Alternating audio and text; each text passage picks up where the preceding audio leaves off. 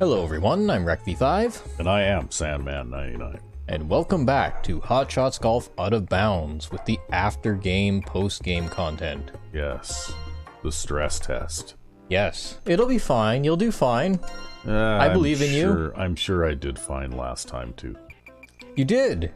We're on a different course this time, right? Yeah, we're on the Oceana resort course. Do you want to play front tees or back tees? I ask you every time. Always front tees because I can't play back tees. All right, well. Can't play front tees either, really, but no. Well, you know it is what it is, right? But somebody pointed out to me last time that I have additional costumes, and I do, apparently. And wow, I you think got a whole whack of them. I have a whole whack of them. I think this might have come from DLC that I downloaded at some point, but maybe. I really can't remember. Wow, look at those spike-heeled shoes. Yep, the big spike-heeled shoes and everything, so yeah. We'll go with the... Perfect for playing golf. Exactly. Yeah. Exactly. Well, hey, you know what? Look at her stats, man. She's got, like, the S control rating, the S spin, the S power. Oh, well. I'm just gonna go with what I always go with. What does this do?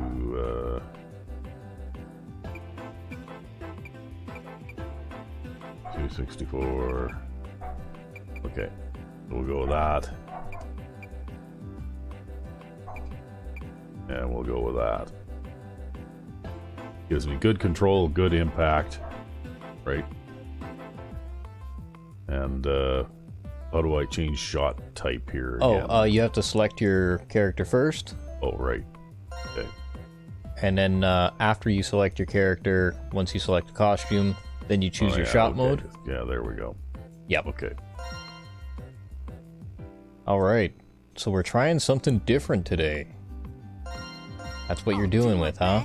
Yeah. I'm going with the Infinity. I don't care. I don't need Impact Zone. I don't need anything. All I need is this is pretty power. much a non-competitive type situation here anyways. So. Hey now. I'm always competing with someone.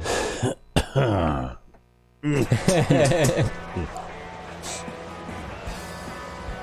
it's okay. I'm not a dick about it.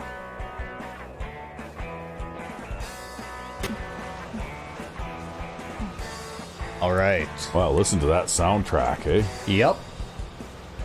Because this place is apparently in Australia, right? Oh, is it? Yeah, this course is in Australia. So you gotta have an Australian-sounding soundtrack, right? You know what? This hole is so short, I don't think I want to hit a driver off the tee, because I think it'll put me in a weird position that I don't necessarily know how to play out of with that tailwind.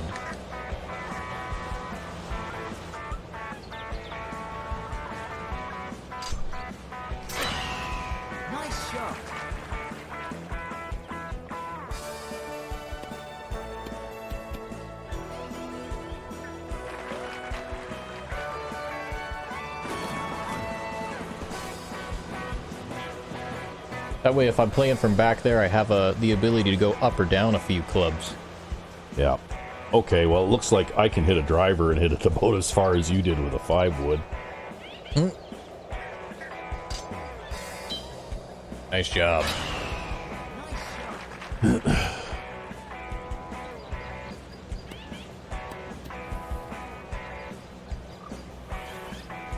Kangaroos just on the fairway. Yep. Alright. Well, I think with a strong wind like that and the downhill, I think I could club down. And hit an 8-iron with super backspin.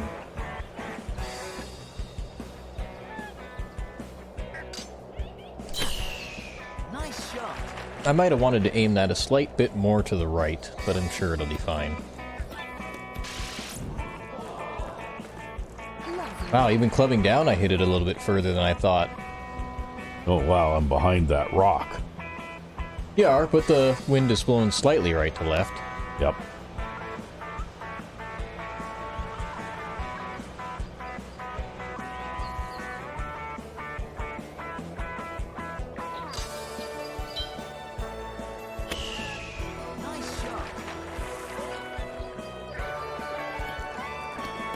Well, I tried to bend it, but I don't have much side spin. No, especially because your natural shot shape, I think, is a fade. Downhill. Yeah. You'll have trouble hitting a draw. But if you had to hit a fade, you'd be able to hit a really good fade.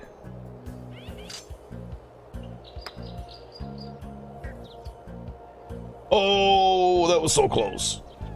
I may have hit that just a little bit too hard, too. Just a slight bit, Great but it's not play, too bad. Chance. It goes downhill.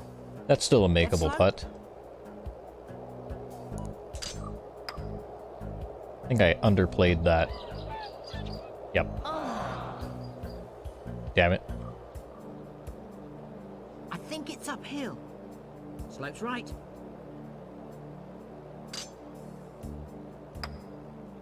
Damn. I know the greens, they don't get easier after No. the last course. That's rough. They're still tough. Didn't start off so bad until I had to putt 3 times. See?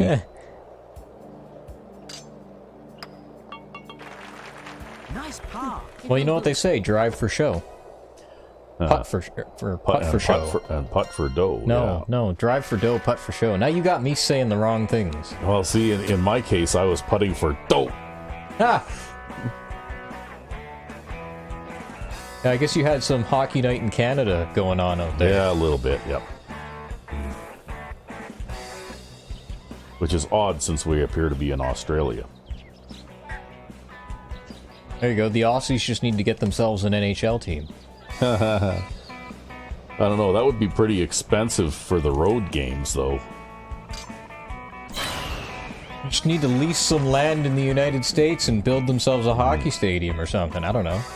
Well, no, if they were going to be based out of Australia, that probably they'd want to own their own charter jet or something, because otherwise airline fees would be ridiculous, right? So, where are we going here? Okay, it looks like there. Well, this is the hole, but there are 2 other fairways you could play on too. Oh, well, you know what? I'm just going to play on this one here.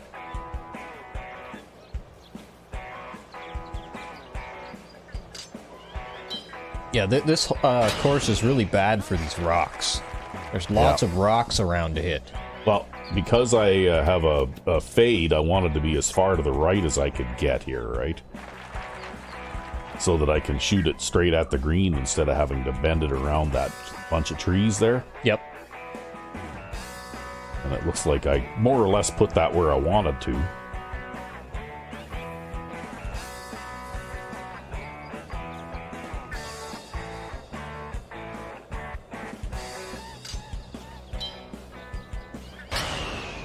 Look at you. You're solid on your perfect impact today. Wow, eh?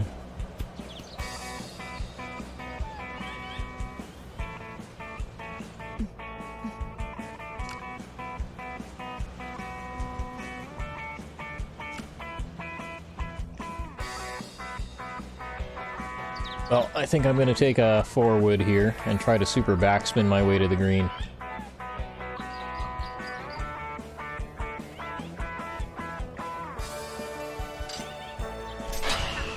Nice shot. Well, no super backspin for me, but maybe that'll work out okay. It looks like I didn't play the wind quite enough. So, Don't get excited. I'll be downhill from the slope, or from the pin.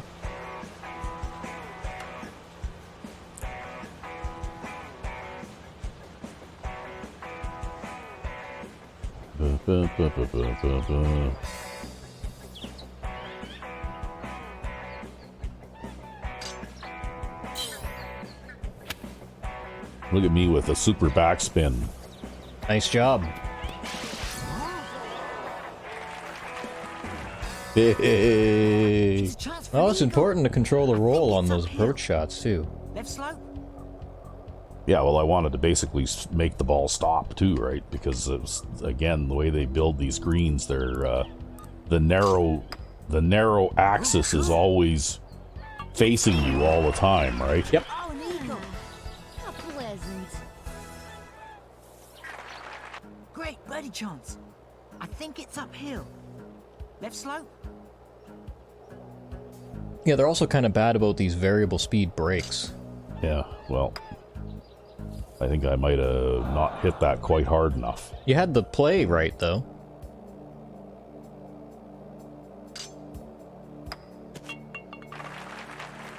Nice par. Quite good.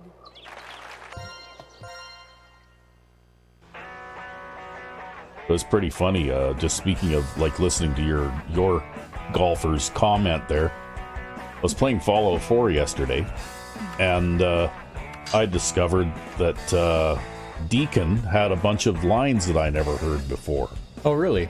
Yeah, I was at a settlement, right, that I'd built. Yep. And, of course, I was at the level where I could build shops and stuff like that, and I had a bar there, right? And Deacon is talking to the bartender and saying, "Hey, I'm good friends with the owner. How about if you set me up?" And the bartender says back to him, "I'll tell you what, you pay with caps and I'll serve you drinks." And then Deacon says, "Well, that's a very generous offer there, sir." And the bartender said, "Yeah, think nothing of it, right?" And then Deacon says to me, "You built this place, right? You'd think that would get you a discount or something." Well, he's not wrong. But I guess not. No. That was pretty funny, though. I never heard anything like any dialogue like that before, right? Wow. This is like almost an impossible shot. Holy shit.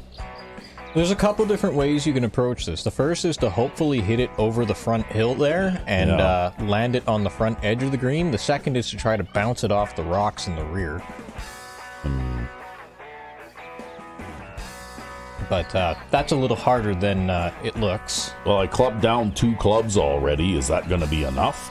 Wow. As long as you don't... If you carry the front hill, yes. If you don't carry the front hill, you're going off the back no matter what you do. Okay, well, you know what? Maybe I'll club down another club here.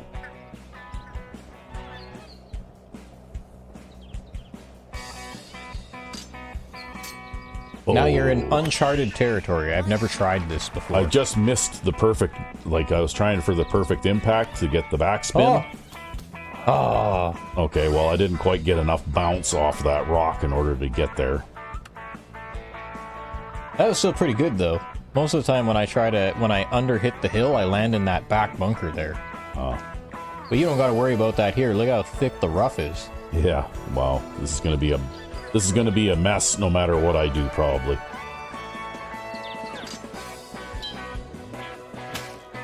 Oh, you got good power percentage on that at least. Yeah. Okay, I guess I have a makeable putt. We'll just make sure I hit it hard enough this time. Nice par. Great birdie chance. See, I was going with your theory there. If I had managed to get the super backspin, that might have given me a little more carry with the wind. Yep. It will do. And then landed a little closer to the front edge of the green, right? Yeah, that's typically what I'm trying to do, is I try to carry over obstacles rather than hit around them or play them. And it's because I just want to basically drop the ball straight down into where I'm hitting it. No matter what kind of shot I'm hitting. Oh, look at that. You're aiming right for the middle of that water body. I sure am. But I think I'm going to instead change my aim to somewhere over here.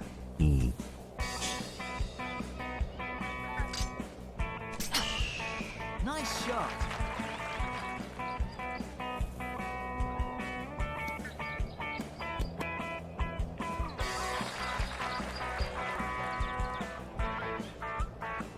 Yeah, I can't even hit a driver that far, so...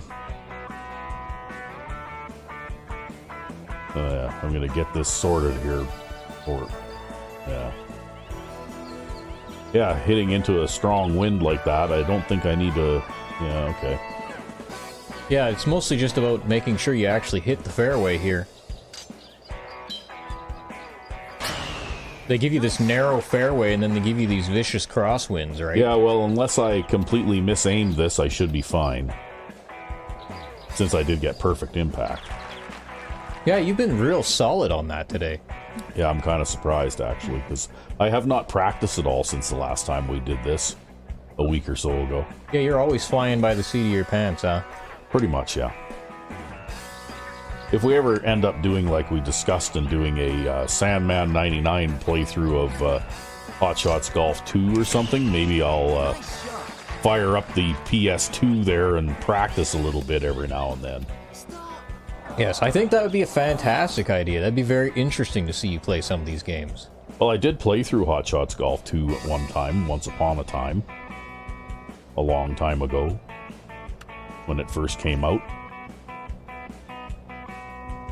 You know what, I'm just going to give myself as much green to aim at as possible here. You might want a bigger club, though, because it is uphill. Think so? Oh, okay. Well, yeah. Alright. Use your fade to your advantage. Oh, shit. Or not. Hit that tree. Nope. Oh, if it had hit the tree, I would have been okay. See, go figure. Perfect impact, perfect impact, perfect impact, and then when I finally do fuck up, I really fuck up, right? Ah, you just let it get to your head. You focus too hard. Oh, now I'm the other way. Oh, that's okay. It's a sand wedge. It's not going to go too far offline. The amount you shank it does actually depend on the club that you're using. Yeah. Because definitely I would have to practice in order to be able to make any kind of decent showing at all. Right? Nothing wrong with practice. Because otherwise I'll be shooting like plus rounds all the time, right? It goes downhill. I think you do, if you started straight from the beginning, if like Hot Shots Golf 2, if that's what you want to do, I think you'd start out perfectly fine. Well, I'm going to get a double bogey here for sure. Because the thing about it too that you'd get with an experience like that is the difficulty would ramp up slowly. Whereas when we're playing these multiplayer rounds, you don't really get a chance to see the courses, and you kind of are just like thrown into the thick of it right away, right? Yeah, well, like I said, I don't know this course even. I don't know where to play. And even if I were using, you know, Sackboy throughout the entire playthrough of this, you'd have to practice the course. If I played the courses, I would still know where to play in order to be able to, you know, like turn in a decent round, even with, you know, the lower level characters, right? Yeah. Because knowing the course is half of the battle, right? That it is. And knowing where to place your shots. And I mean, obviously, like in that last hole, I made two really bad shots, one after the other, right? Am I okay there? I don't know. You know, I made two really bad shots, one back to back. And it's pretty hard to recover from something like that, right? Yep.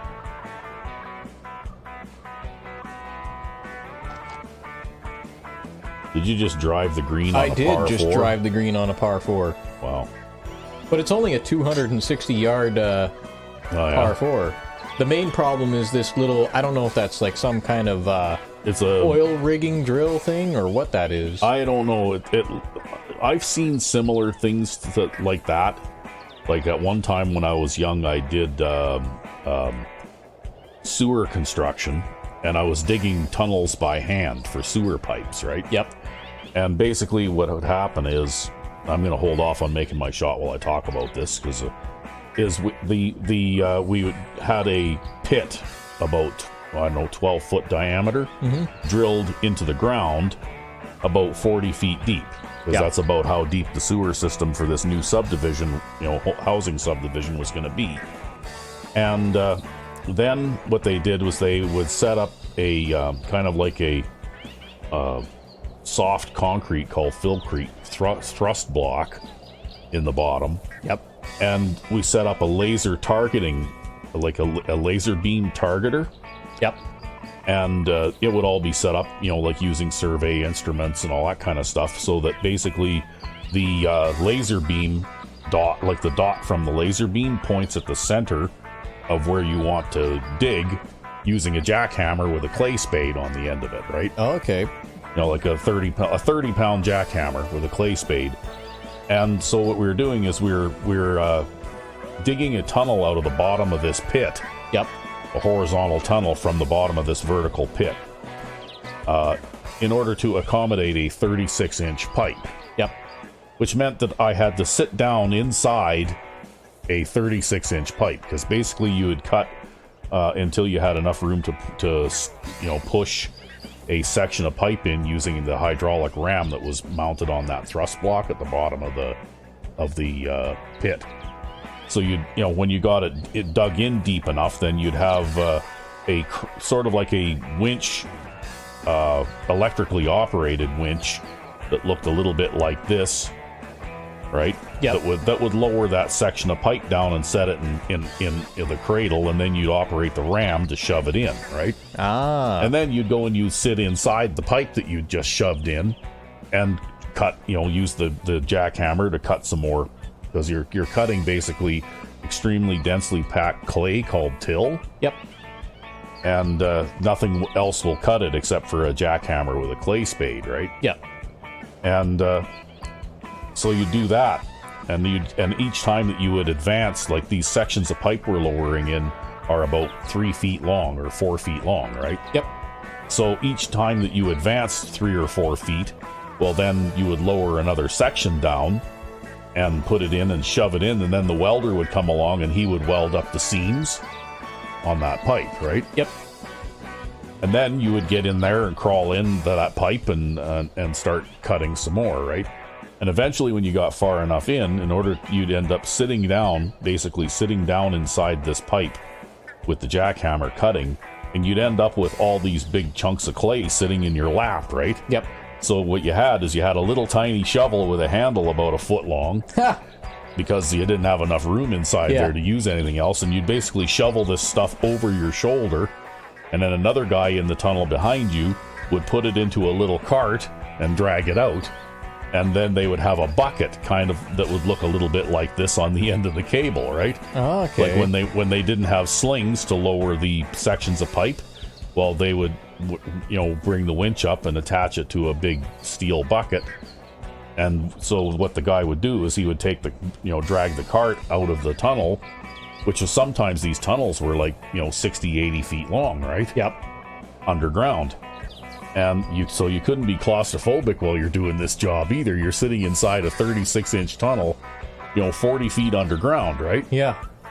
And of course, operating a jackhammer like that is really loud when you're sitting inside a steel pipe. Yeah. That's 36 inches in diameter. And I mean, I'm not a real tall guy, but when I had my hard hat on, well, I had to slouch a little bit, otherwise the top of my hard hat would hit the top of the tunnel, right? Yeah, yeah.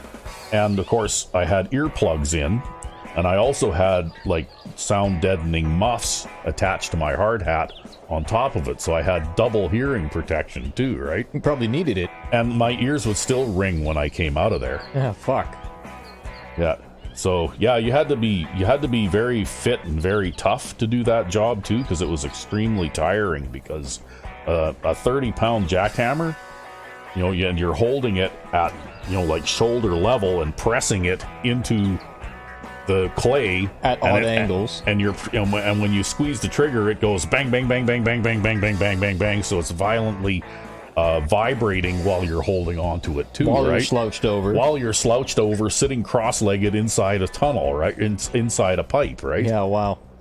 So yeah, it was quite something.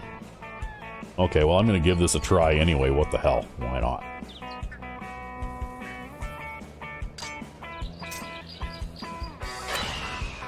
Don't hit the thing! Oh, I didn't make it.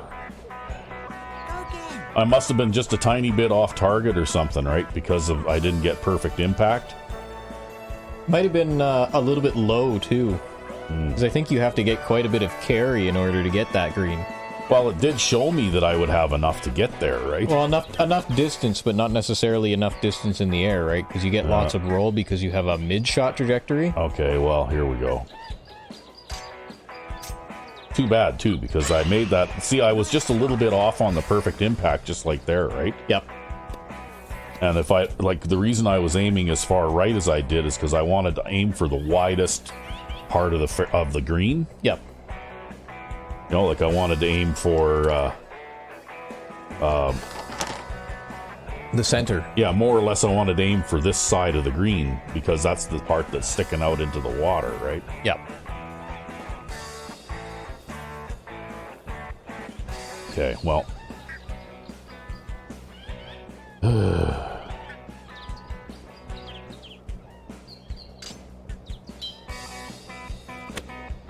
Nice shot.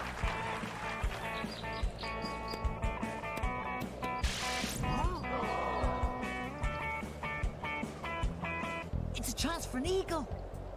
All right. But anyway, there you go. That's my Work story for the day? My work story for the day, yeah. And of course, back then, you know, like I had, you know, like shoulders the size of what I've got now. Yeah. But I was really lean. Like I weighed about maybe 200, 210 pounds. Yep. It goes down. And so, you know, like when I was doing that kind of work all day, I mean, my stomach was flat and I had washboard abs and my hip bones stuck out. Fuck. Like At 210 pounds. yeah. And you're about an average height dude, too. Yeah, So. I'm just a shade over 5'9", something like that, yeah. Yeah. Basically, Sandman looks like a big gorilla, and he's got, like, big baseball glove hands and shit like that. He's a big guy. Oh shit. Oh, you're okay. You're okay. You didn't get it in the water, but, at least. But that was my bogey attempt right there. Now I'm hitting a 3-iron. You're hitting a 3-iron. Yeah, okay. I can't even hit a 3-iron. It won't let me. Hit a 4-iron with topspin. It's Yeah, the same okay. thing. Ooh, yeah. I named this right at the pin. Yeah, okay. Ooh, You think I hit it too hard? I do. I hit the pin.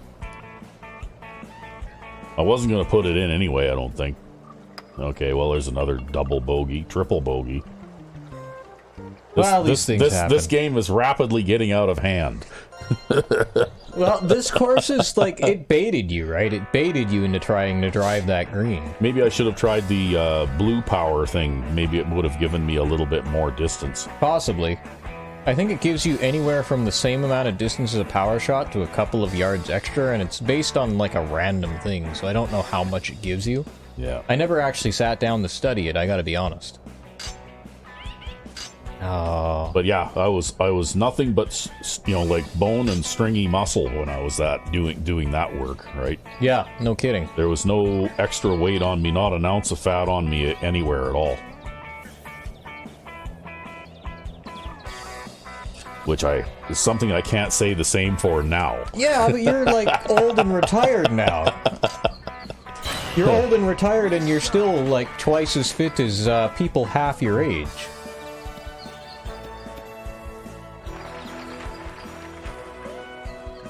Yeah, well, my grandfather on my mom's side, who I actually favor quite a bit in looks and like general appearance and everything, although I'm smaller than he was, because he was about 6 feet.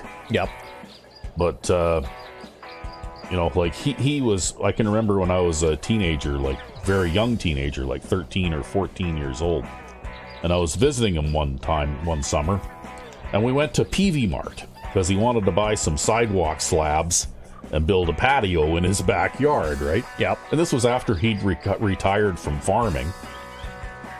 And, you know, like these sidewalk slabs were like the typical 24-inch square sidewalk slabs, right? Yep. That were 2 inches thick or whatever they were. So, you know, I think that they probably weighed, you know, somewhere in the neighborhood of 60 or 70 pounds each, right? Like we loaded a couple dozen of these things into the back of his old pickup truck, and it basically flattened the springs, right? Huh. In his half ton. And so anyway, we're you know, unloading the truck and hauling these things from his driveway around the side of his house and then back along the length of the house again to in the backyard to where he wanted to build this patio. Yep. And, you know, at 13 or 14 years old, I mean, I was, you know, I was only like half grown, right? I was like maybe 140 pounds. And, Yeah. you know, like I would carry one slab. Yeah. And he was at the time in his late 70s, and he was carrying one under each arm. Yeah, big strong guy. You know, like he's carrying like 120 or 130 pounds of concrete in one load, you know, and carrying it a fairly substantial distance. You know, like he had a 3-bedroom bungalow house on a fairly good sized lot. So, you know, he was probably carrying these things. By the time you go from the driveway into the backyard and then along the entire length of the house, like probably carrying them 80 feet or so, right? Yeah. And doing this repeatedly. Well, I guess, you know, he's an old school farm guy, big, strong guy, right? Yep, that's right. But yeah, I mean, you know what? He had big hands. Like, shaking hands with him was like shaking hands with somebody wearing a baseball glove, right? Yeah. Like...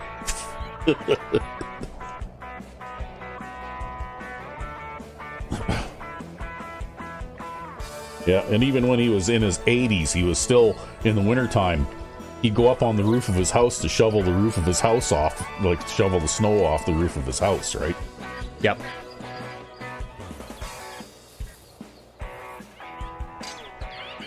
Although by then he had, you know, finally compromised to the point where he got a snowblower to clear the snow off his driveway and the sidewalks and stuff, right? Yeah. He didn't use a shovel for that stuff anymore. And he lived to be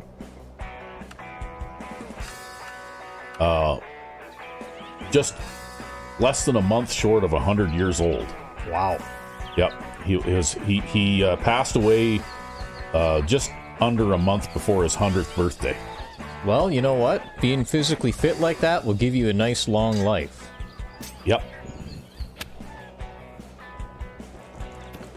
Well, and when he started farming, it was like old-timey days where like his dad used a team of horses, right? Like they didn't. I'm not kidding. This was like around in the early 1900s. Yeah. You know?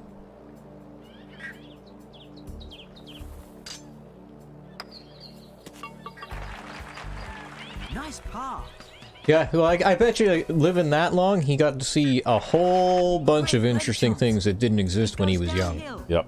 Well, you know what? He liked to talk, and he liked to tell stories and stuff like that. So, you know, sometimes we would just sit in his living room, or we'd go out in his garage and mess around on some kind of project that he had going on or whatever, and he would just talk. Yeah. But even when I was a kid, like even before I was a teenager, even he talked to me like I was an adult. Yeah. Right? Like he didn't talk down to me like I was a kid. He talked to me like I was an adult.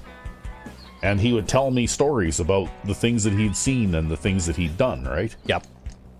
And yeah, it was, and even there were situations sometimes where as I got older, yeah, you can't hit the ball that way. As I got older, where if he saw that maybe I was doing something that wasn't such a good idea, instead of trying to give me advice like you shouldn't do that, he would tell a story. Yeah. Right? You know what I mean? Like he would tell a story and he would try to teach things by telling anecdotal, you know, Yeah. type stuff, right? Things that happened to him in his life, or things that happened to people he knew, or, you know, things like that, right? Because he was really a pretty easygoing guy. He wasn't, you know, he was never pushy or anything like that. He was just, you know. Yeah. He actually came across as someone who was wise, right? Fair enough. Without making the effort to try and sound like he was. You know what I mean? Yeah. It was effortless wisdom. No, that's the only real kind, right? Yeah. And he's been gone for nearly 20 years now, and I still miss him. He's one of the finest people I've ever known.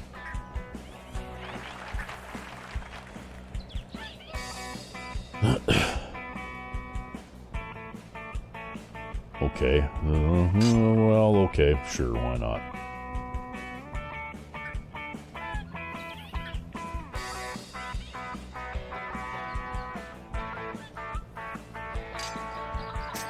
Okay. That's why not. No, you might be okay. Yeah, you're fine. Ooh, boy, that was close. I thought I was going in that water hazard for sure.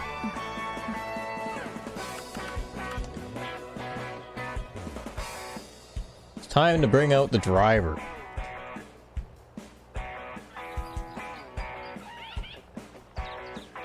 But still, one of the best memories that I have was actually we used to go fishing, right? Like when I went to visit him, right from the time that I was, you know, like even tall enough to see over the side of the boat. Yep. You know, go and visit them in the summer, and you know, like he had an old like 1950s vintage trailer. It was probably about a 30-footer or something that was sitting out at this lake. Yep. And that was what we did. We would go out fishing, right? Yep. And eventually, you know, like before I was 10 years old, I was driving the boat. Oh, wow. Right? Yeah, and then by the time I was old enough to have a driver's license, I was putting the boat in the lake. Wow. Right?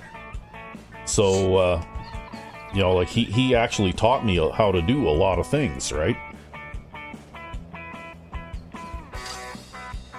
Oh dear, that's, you know, like including how to clean a fish. Although I never really got very good at that. You know, like I still leave behind a lot of bones and stuff like that. Oh, it's an acquired skill, something you'd learn over time. Well, and the thing is, I never did it enough to really get good practice at it, because the only time I really did it much was when I was with him, right? Yeah. Because I don't personally own a boat. Oh, look at that. I don't personally own a boat, and I don't have, you know, I've never really had enough money to own that kind of stuff. Yeah, yeah. And so I never really did very much fishing, you know, without him, right? But anyway, the last time that we went out, he was well into his 80s then, right? He might have been even pushing 90. And, you know, he was getting bounced around, and his insides were getting shook up pretty good by the riding on the boat. It was starting to bother him, you know, to be out there. Because we'd pack a lunch and some drinks and stuff like that, and then we'd just go out there like for the day kind of thing, right? Yeah. But it was starting to get too hard on him. But the very last time we went out, we were sitting in this spot that he knew, and we were just throwing our lines, like throwing our lines into this sort of narrow area near these reeds. And he all of a sudden his rod just bent over almost double, right? And then he's, you know, winding this in, and it takes him like half an hour to get this fish up to the side of the boat. Yep. And it's a monster. Like, it's huge. Wow. So I've got the net, and I'm looking at this fish, and I'm looking at the net and going, wow, I hope the net's big enough for this fish, right? Was the net big enough? And he says, don't miss, he says, because I can't hang on to it any longer, right? So I just sort of, you know, made a swipe at it, and it turns out the net was big enough to scoop the fish in. This goddamn fish was as long as my arm. Yep. And it was so big around I could ball my fist up and shove it down its throat, right? Wow. Like, and it would fit. That's crazy. Yeah, great big huge jack, like, you know, 3 feet long kind of thing, right? Oh boy. Where should I hit play? Here? I gotta try and find a gap that I can play the ball through on this. I aimed over to the right because I can hit a fade around the rocks that are on the right. And you have a natural fade shot shape, so I'd recommend that you also hit it to the right. Over here? Yeah. Just because your shot shape will favor getting around those rocks. Yeah, okay. The wind's also blowing left to right, so it's also going to play into a fade. Okay. Well, if this goes sideways, it's your fault. I think you'll be just fine. But anyway, that was the very last time that he went fishing. And he said that was just about the biggest fish that he'd ever caught. So, the very last time he went fishing, he caught the biggest fish that he'd ever caught. Well, there you go. He made the most of it. Well, it was a pretty special moment, and it was quite the way to go out, right?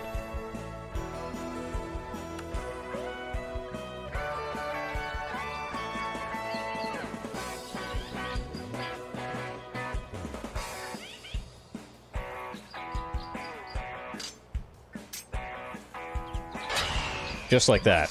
Okay. But you've got lots of room with a fade on this particular setup. Don't roll off the back. Slow down.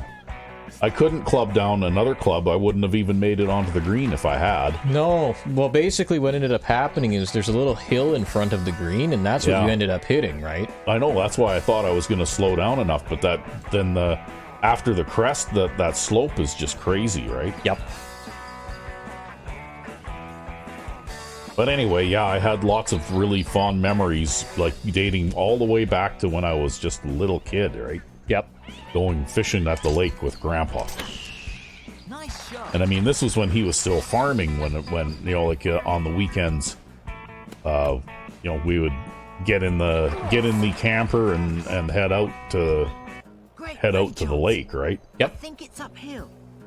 Left slope. Well, it's a perfectly good way to spend time with family. Why not? And he had buddies that were also out there, like other guys that farmed in the neighborhood, I guess, that he knew and stuff like that, right? That's a really, really, really, really, really uphill putt. Yeah, I don't know about this. Well,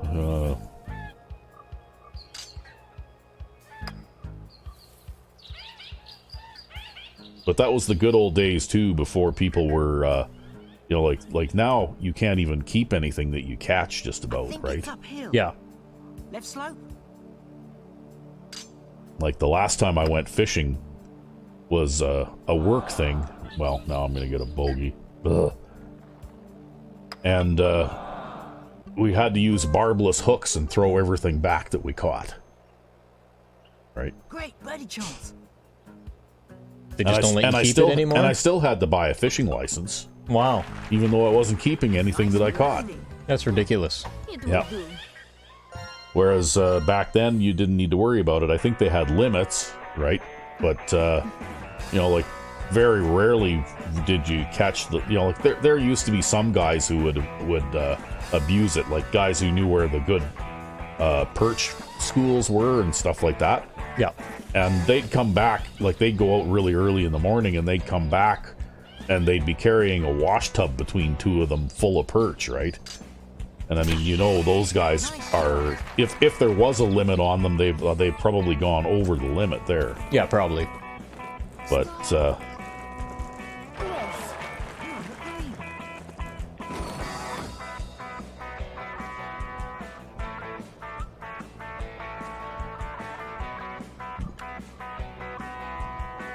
This green is tricky because it's shaped like a dome. yeah, well, you know, I'm just gonna try and land on the front and roll forward a little bit, I guess. I don't know.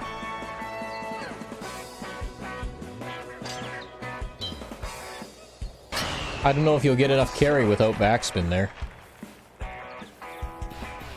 Oh, look at that. You went through the front bunker. Oh, okay, I'm on the fringe now, am I? Okay.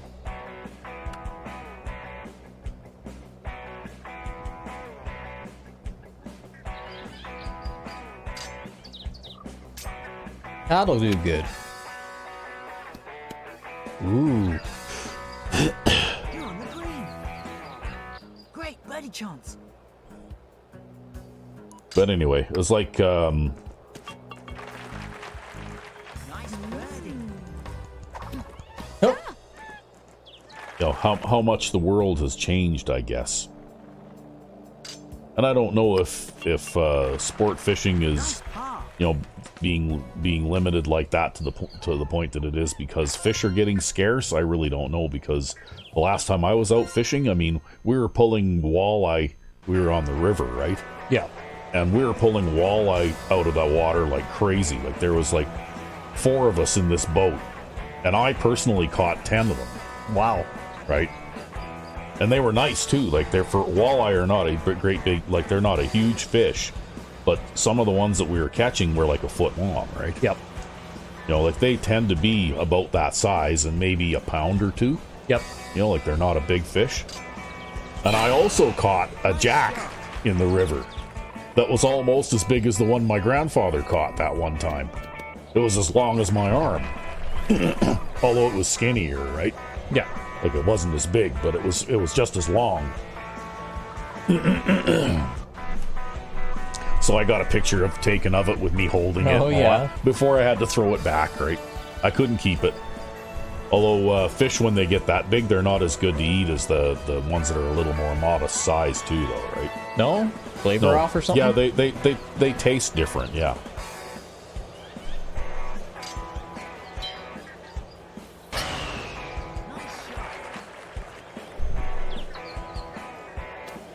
Ooh.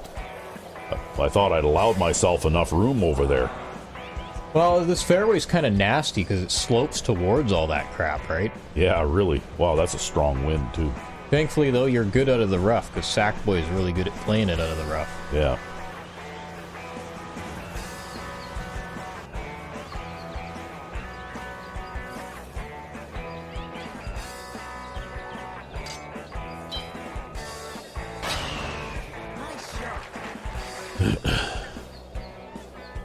Might be a tad long. Oh.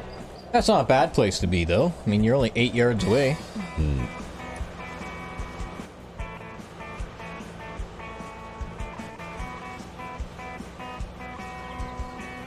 But I got to see some cool things, too, when I was out fishing with Grandpa. Like, one time, we were out in the boat, and we're just going slow, you know, like... because he used to do things like he had areas where you would just sort of like troll, you know, like you'd let out a whole bunch of line and just slowly drive the boat back and forth kind of thing. Yep. And we're out there doing that one day, and he says, "Hey, look," because we were in an area where the lake had narrowed down to maybe a quarter of a mile across. And I looked, and there was a bear swimming across the lake. You can see it, just its head and neck sticking out of the water, right? Wow. Swimming across the lake. Bears are pretty good swimmers. They can swim, that's for sure. Oh, yeah, you bet they can, yeah.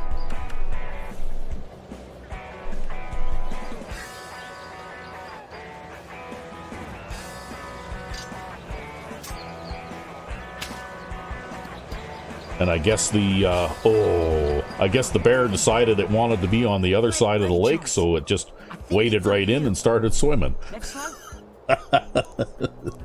Yeah, maybe it just decided it wanted a nice, cool swim or something. Who knows? No, it was actually going somewhere. It wasn't like this wasn't a recreational swim. It had a reason for going where it was going, right? Yeah. Well, they're not dumb either. Nice paw. Right, because bears and dogs have a common ancestor. Yep. Yeah, it was a big, scary animal that weighed like 800 pounds and had, it looked weirdly like a cross between a bear and a dog, except that it was like bigger than a tiger, right? Yeah. And on that note, I think we should take a quick pause. Oh, okay. Well, we'll take a quick pause then. And we're back. I've been having a good round so far. Yeah, you have. Where to aim this, though, in order to have the best chance to get on in 2? That's a difficult pin placement. Yeah, I'll say. Wow, they put it in the worst possible place. I think I want to keep my ball to the right here if I can, because the further right I can approach that pin from, I think the more room I'll have on the green. Of course, I don't know if I can actually attack that pin anyway, since even if I stay over here, I'm gonna be basically 240 yards out. So maybe I ought to accept hitting the center of the green on my second shot and having a long putt, 2-putt for birdie. Sounds like a good plan. Yeah, I think that's the play here. Everybody has a plan until it goes sideways. Yeah, well, you know.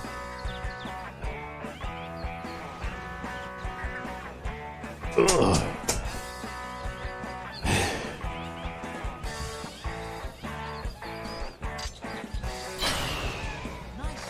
That's pulled slightly to the left, but hopefully my super backspin keeps it under control.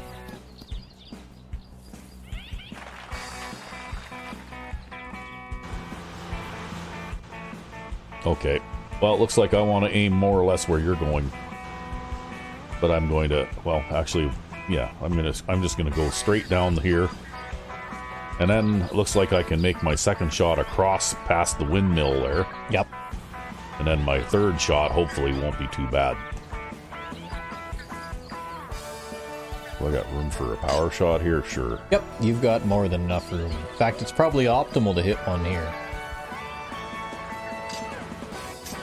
That's what I was thinking. Oh, wow. Yeah, imagine teeing off and a semi goes by. Yeah. Well, that's just a little bit distracting, right? However, even though I was a little bit off target on that shot, it looks like it kind of worked out. Yeah, okay. Could have been better. You've got a big flat area of fairway in front of you, though. Yeah, maybe I'll just shorten up the club here a little bit. And see if I can land it in that big flat area of fairway there, right? Yeah, that's what I'll do.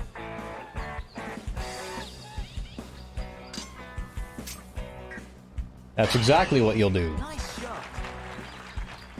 Looks like if I hadn't shortened up the club, I wouldn't have been able to hit it high enough to get over all that stuff anyway. Probably not, no. And you know what? Why take that risk? I've got a 78-yard shot for my third shot.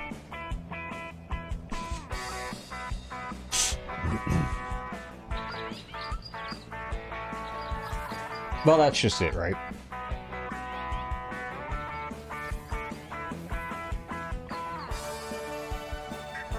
So I'm still basically a sand wedge away anyway. Nice shot. Ooh. Wow. See, I make all the risky shots. That was close. Okay. It says it's flat.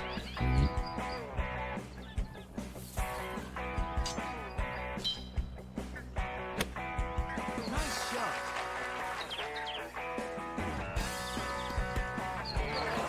Hey, look at that, eh? I attacked the pin. And I didn't get dumped in the moat this time.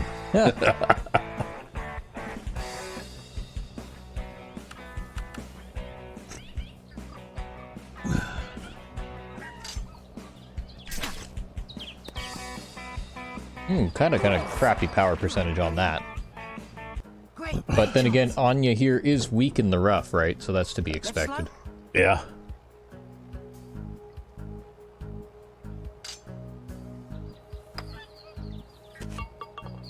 Birdie! Hey.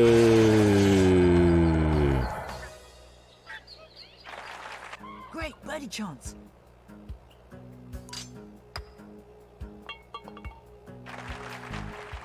I'm staying a stroke ahead of the curve. Yeah, this actually isn't that easy of a course. I don't know why I'm playing like this today. Well, so far it just seems like everything that you've done has gone right, eh? Yeah, even that last somewhat mishit shot. Oh, you know what? You were a bit lucky on that one, because if it had been a couple of yards shorter, you would have gone in the water, but... I guess you gotta be lucky to be good, right? Yep, that's right. You gotta be lucky to be good.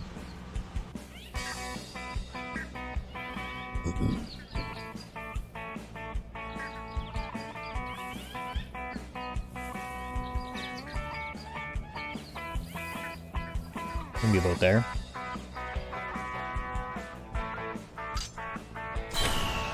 Nice shot.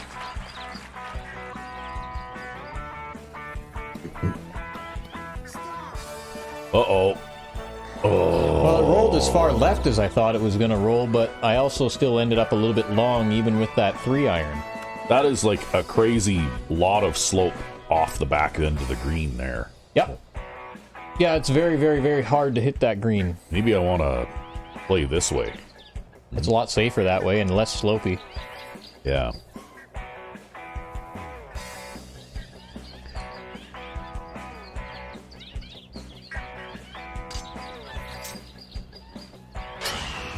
Nice shot. Oh no! Ah. You know what? I thought that it. Okay, well. Well, at least you're not in the bush. I hate this course. This is ridiculous. Look at this.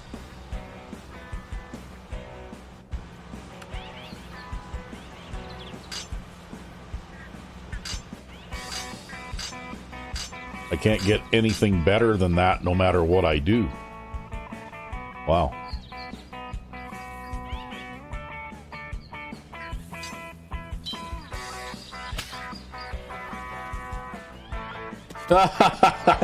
Wow. Okay, what happened there? You blasted it way over the green. Yeah, I know, but... Oh. Can I just give up? Hi, you could get a chip in par here. I can't even target the green from here. I There can't you even go. look at it. Just gotta aim slightly to the left and then hit a decent chip here. Yeah, okay. Whatever you say. It's like putting.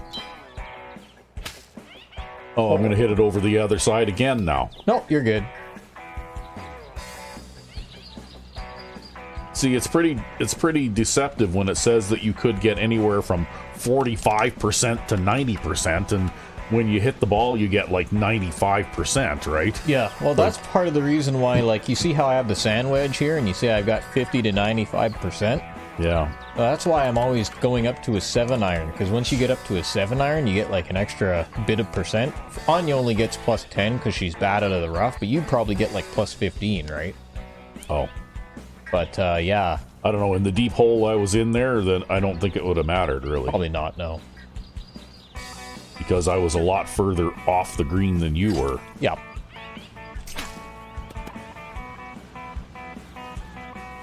You're on the green. Oh, well, what is this now? Left slope.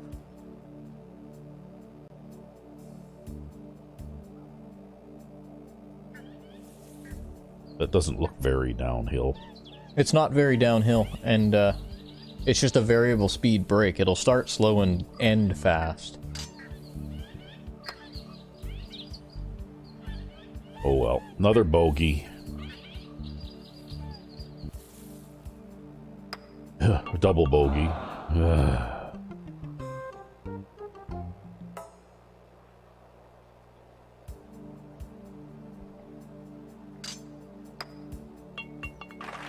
Well, sadly, I had to par this hole too. Gee, that's too bad. Yeah.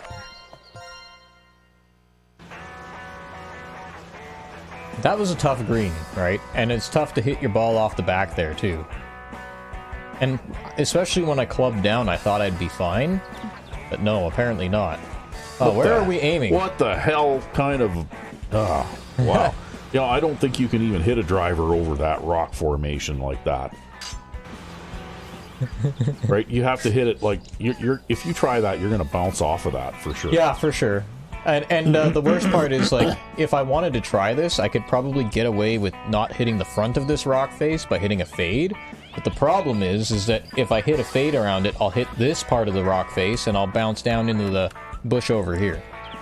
Alright, the only way to do this is if I could figure out somehow how to line up my shot just perfectly. What's the normal way to play this? Oh, the normal way to play this? Oh, that's easy. You just come over here and you play a shot out to the fairway over here. Yeah, okay, well, maybe you ought to do that.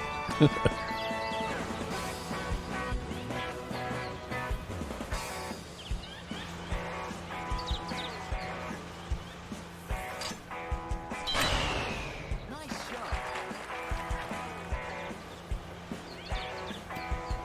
Just like that. And you'll have a bit of a slope on your ball to contend with, but at least you have a clear look at the green. Yeah. And there's no hazards around or anything. Oh. Okay, well, it might still be okay anyway. There's a lot of room out there. There's a lot of fairway out there. Although not that much. Shit. It's okay though. You've got a right to left slope on your ball just like I do, and the wind is also blowing right to left. Things are not as bad as they appear. Except that this thing probably has a roll like 45-degree slope down off the back of the green into that water, right? Yeah, if you hit it there.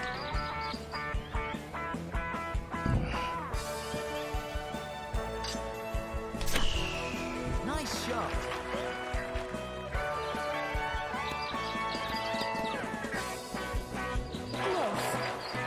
That's why I clubbed down with the power shot, so that I could get more spin.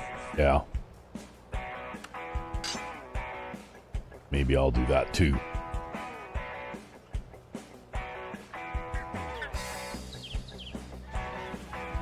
I don't know if I can... I'll try and put it around this rock. I don't know if I can, but I'll try.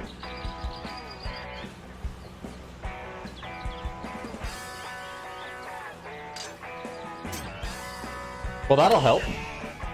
Yeah, I didn't clear it by much. I don't think I'm going to make it to the green, but... You've got a spot where you can at least chip on. At this point, I'm just playing out the string anyway.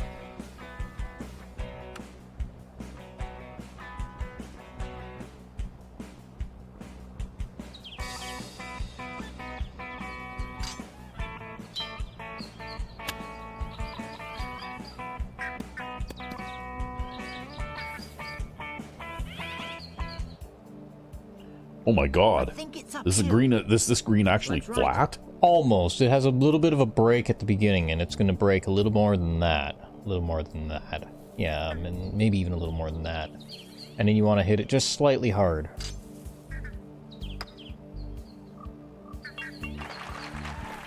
Nice par. Great birdie chance. It goes downhill.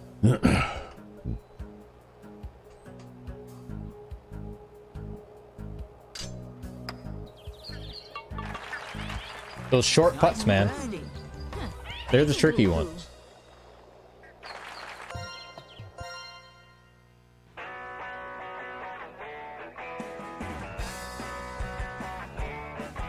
I see in the next game when I actually get a power meter again, it's going to be weird. It's going to be weird having a power meter again.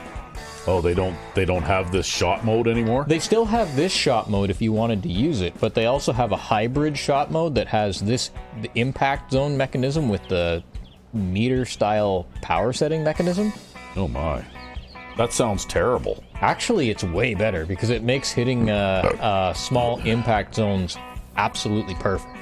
Oh. Like, part of the reason I like this is because if I were... You know how you get that impact zone when you're trying to hit the driver off the fairway where you have, like, one little pink notch in the center and then another little pink notch off to the right and you have, like, nothing but shank off to the left? Like, red zone shanking off to the left? Yeah. That's what my impact zone would normally look like. But because I have this, like, enclosing spear-shaped type impact zone, I get a little bit of pink on both the early and the late hit. Oh. Which means that I actually have a larger impact zone with this mode than I do with the other mode, just by a consequence of how this mode works. Oh. Which is why I actually favor this mode, even though the power setting on it is a little bit more difficult, and it is a little bit more difficult, because you're kind of playing things by eye and by ear. Yeah, well, I know I tried out that alternate, this particular shot mode way back when, and I really didn't like it. Yeah, so. I couldn't play with it at first either, to be honest with you. It really took some getting used to. Yeah, and I'm just used to the horizontal bar thing, so that's just what I go with. For me, my desire to hit the ball 300 yards outweighed my love of the horizontal bar. Although they do still have the horizontal bar in the next game as well, they try and reward you for using the advanced shot mode by giving you more distance, right? That's right, yeah. And because I tend to have a play style where I like to take risky shots and hit over hazards, the distance makes me play a better round than the better consistency of the horizontal shot bar.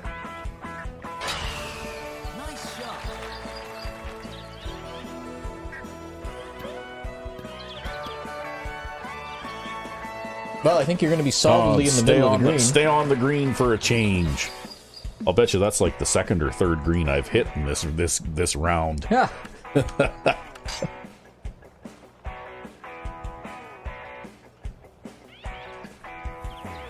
You really think it's so few? Probably, yeah. It seems like I've been chipping on and landing in bunkers and landing in all kinds of disastrous areas an awful lot.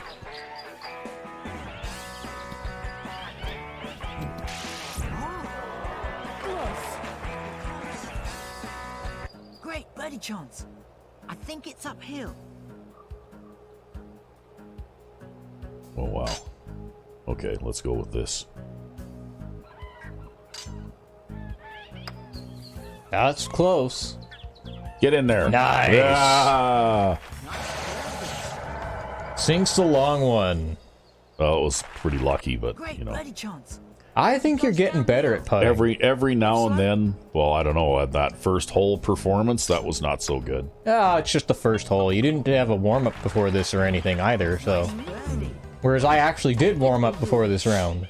Because I warm up before every round. I think you just gotta write that off.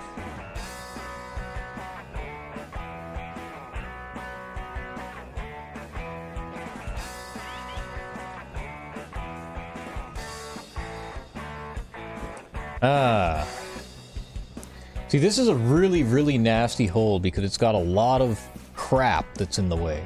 Yeah. These big, tall trees, these stupid rocks. Well, if you play over to the right there, though, then shouldn't you be able to hit like a really short iron, like a wedge or something, and that would get you over top of the trees and things anyway, right? I could, although then I also have to get the slope of this fairway in play, right? I don't know. That looks to me like it's the safest place to play anyway.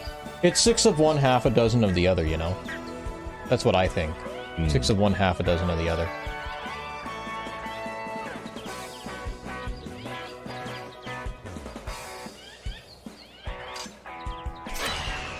Nice shot.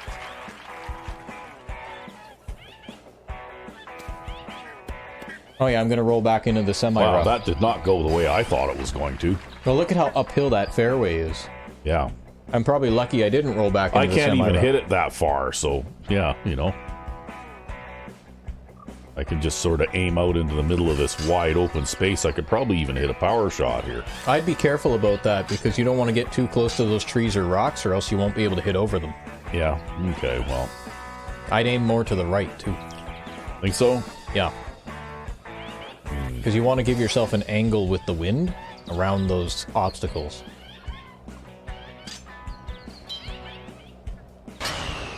Nice shot. Just like that.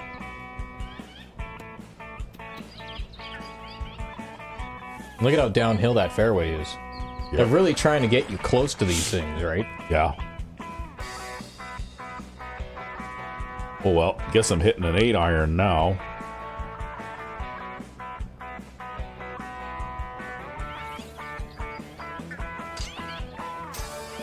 Oh. That's okay. You had enough room to get over. Look at that. Yeah, as it turns out, things worked out anyway. How do you like this slope? Yeah, if anything, it looks like you might have a harder shot than I had. No, where you hit it is actually where I'd normally hit it. I just figured I'd try this just to see what happens.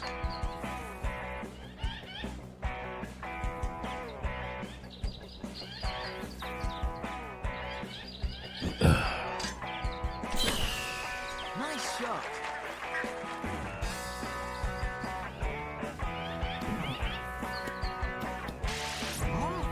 Well, look at this. Ooh. Not bad. Yeah, considering that you had to make a harder shot than I did. Goes downhill.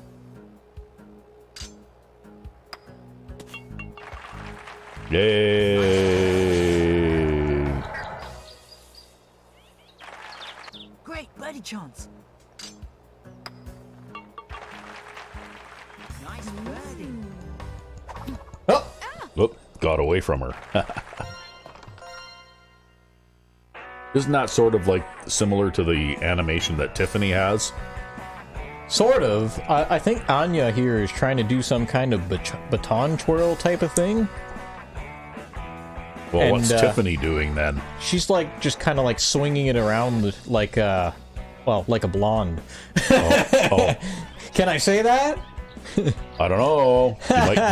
You could get in trouble. Actually, you know what? When you think about it here, Anya's character design would be heavily criticized in this day and age, too. Oh, who cares? It's these types of things that make you want to play games, right? You want to have characters who are appealing. Well, most people do, but some people who are very vocal and have access to, you know, like media attention and that kind of thing are against it. Yeah, well, some people are stupid. Yeah. So, you know, it's really not my problem. That sounds like a them problem. They can go and pound dirt. I have to hit a 5 wood to this. Well, maybe I'll try this and I'll aim for the what do you safe think? play? Well, if I do this, I'm probably going to hit it off the back. You will absolutely hit it off the back with that. So I figured I'd aim for the widest part of the green, even though there is a bit of a wind here. That's the smart play, especially because you're hitting a 3-iron. You're not going to be able to make the shot that I made. Yeah. You don't have enough loft, but you probably want to play this with backspin anyways, just to make sure you do get enough carry. Super backspin? Well, I wouldn't go super backspin. I mean, you could go super backspin. It really doesn't matter because you're not going to be close to the pin anyways. But Yeah. backspin at the very least to make sure you carry the front edge. Okay.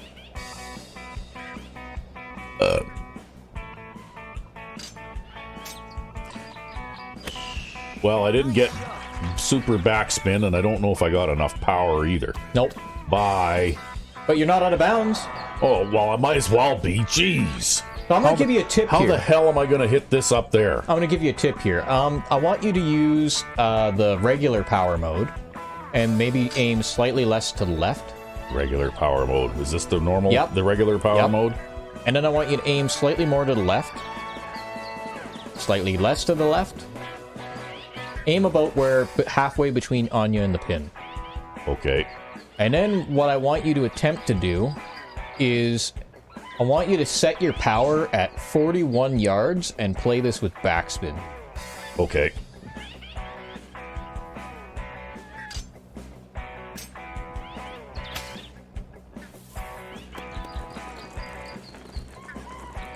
Just like that. Okay. Well, I guess that could have turned out worse. Concentrate.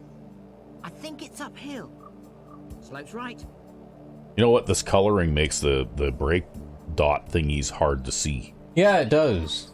Although at least you can see them on this monitor. On the old monitor, you couldn't even see the dots on some of these greens. It was crazy. Oh, well, that was a pretty long putt. That's as close as you can get.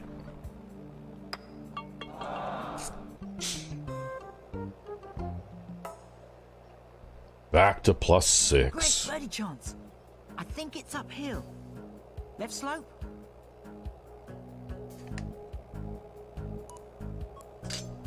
Yeah, you're just having a champion round here. Wow. Nice birdie. Good stuff. Nope. Got away from her Yeah, again. she's gonna leave a whole bunch of holes in the green. Yeah. Well, this has been a pretty hit or miss back nine. I got 3 birdies and a couple of other things that were others, right? Yeah. Well, you're not in double digits, so that's a plus. Yeah, but what I found in these games, even if you're crappy at them, double-digit scoring is rare, right? You know, like the fact is, you know, it makes for a fun game, and it actually feels really like golf and that kind of thing. But it's not like playing golf in real life, because at least the computer here takes care of things like your swing mechanics and stuff like that, right? Yeah. You know, like there's even on an easy golf course, I don't think I've ever been in a position where I was at plus 6 by the 17th hole, right? No. You know? And you were pretty good at golf. You were playing bogey golf at one point. Well, the thing is, though, they say that if you can break 100, then you're better at golf than most other people, right? Yep. And you could. And I could. I shot mid to low 90s most of the time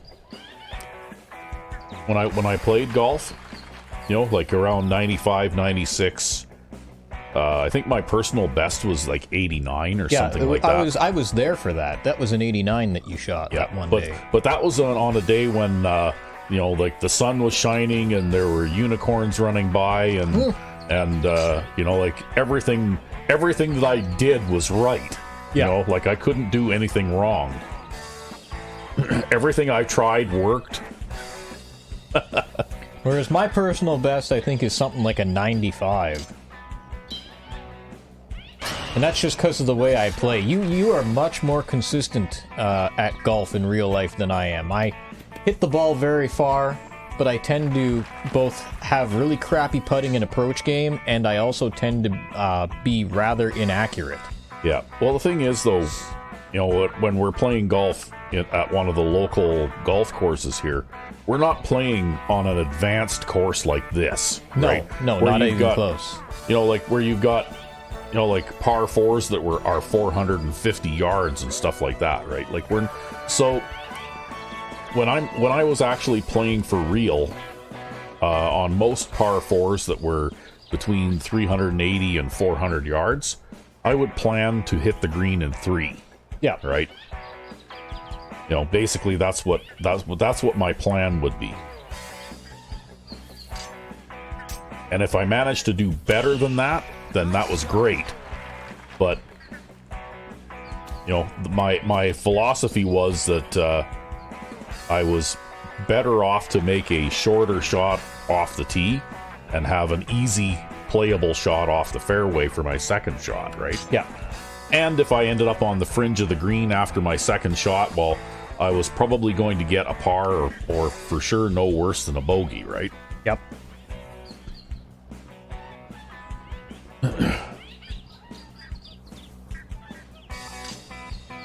And I mean, even on the course that we used to play a lot, there was one or two, like there was one par 3 that was pretty long-ish, right? Like it was about 220 yards or so. Yep. And you know what? I couldn't hit the green on that. I could not hit the ball, you know, like far enough off the tee. And I think there was water on the back or something like that. So you didn't. There was want to water in the front and water in the back. So you didn't want to try and hit like a driver to it or something like that, right? Because if you did that and you rolled off the back, well, then you're in the water, right? Yeah.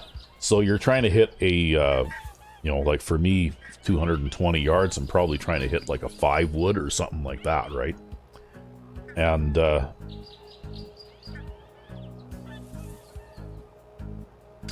more often than not, I would end up. Okay, I guess I under-hit that a little.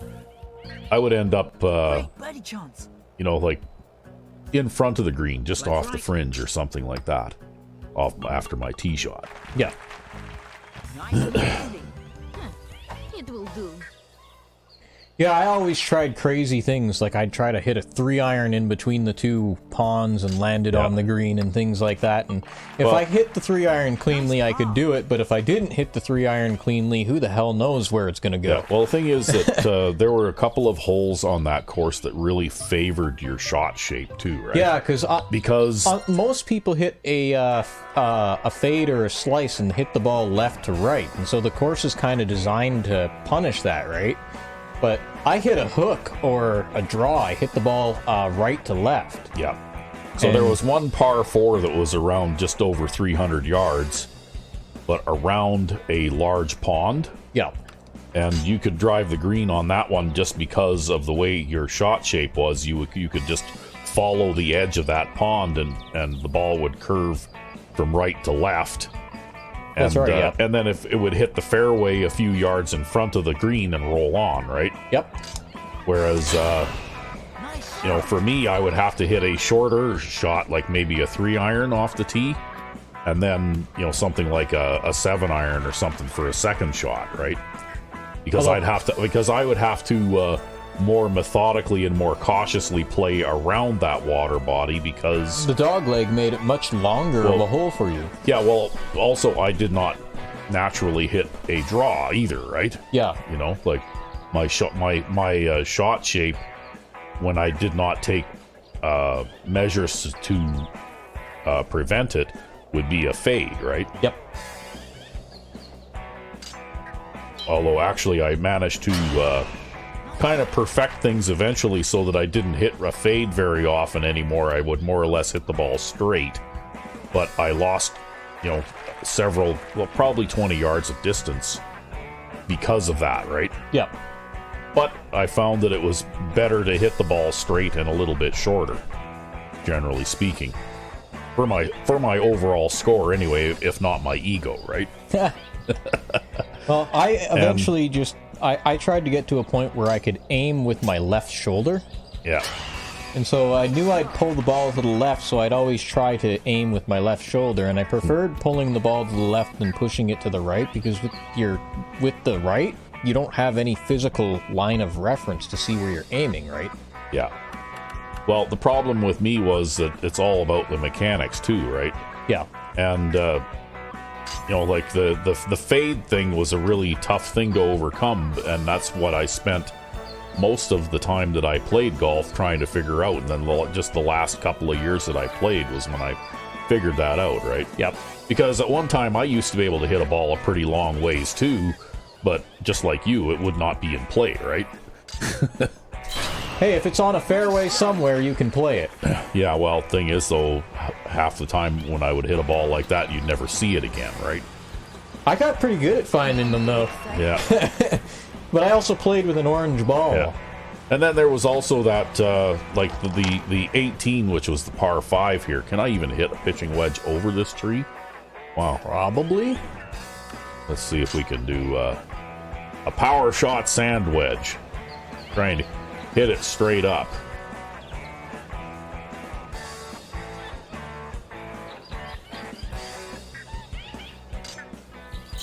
Hey, look at that. I got perfect backspin. Look, wow.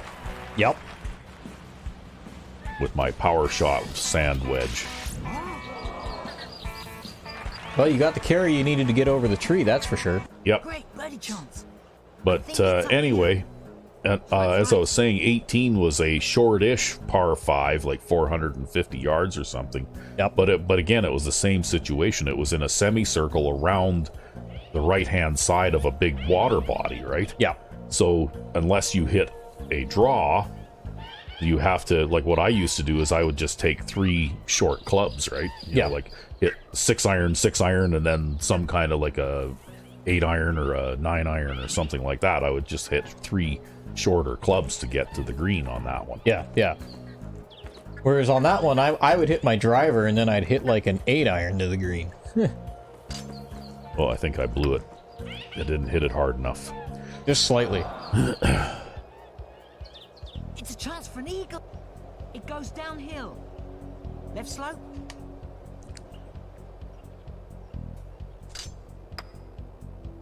But that being said, I did manage to birdie that hole a couple of times too, because when your last shot approaching the green is like a pitching wedge or something, well, you know, it's a lot easier to put the ball closer to the hole, right? Yeah. Well, I have to say, this was a very enjoyable round of golf. Yeah, well, I guess it was probably better than not playing golf at all. Well, you know, bad day on the golf course is better than a good day at work. Well, that being said, I only finished at +6, which is not as bad as the way that things looked. If you look at my scorecard there, yeah, well, I don't know what some of those oddball shapes mean. The double triangle, and triple bogey. the triangle and the square and the X. Single, double, and triple bogey. Okay, but anyway, it looks like I either birdied a hole or I completely blew up and fell apart. Yeah, right? well, you really pulled things together on the back nine, though, right? Like, I think you definitely would do better at this if we gave you time to warm up. Yeah, doesn't matter to me that much anyway. I'm just along for the ride. I'm just here so that the people can see just how good you are. Ha! I don't know about that, but you do share lots of interesting stories. You have lots of value in that regard.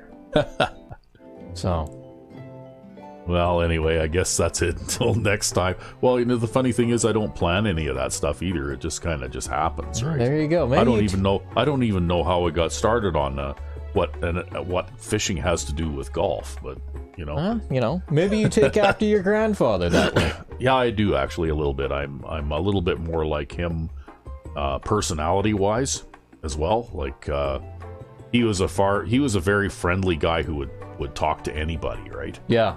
And in fact, I can remember when I was a kid, you know, even people that he didn't even know, like somebody at the gas station while we're standing at the counter in the gas station, because back then they had gas station attendants that would go out and put gas in your car for you. Right? Yeah, yeah. And we'd be standing at the counter in the gas station, and he'd just start talking to some guy that was also standing at the counter because he was getting gas too, right? Wow. And it was like, he didn't know this guy, he'd never seen him before, but he'd just start, chatting with him, right? Yeah, yeah. He was just that kind of guy. He was very, very, I guess the word garrulous, is that right? Garrulous? Yeah. Yeah. Well, you know what? He was a very, very friendly, very outgoing kind of guy, It's right? a good way to connect with people. Yeah, I guess so. Anyway, I guess we're done. We got one more golf to do, and then we're done with this one, huh? Indeed. Oh, well. I might actually have to practice the next one given the swing system differences. Yeah, well, Yeah. you might. Anyway, I guess that's it for this time. So until next time, I'm Recv5. and I am Sandman099. Have a good one.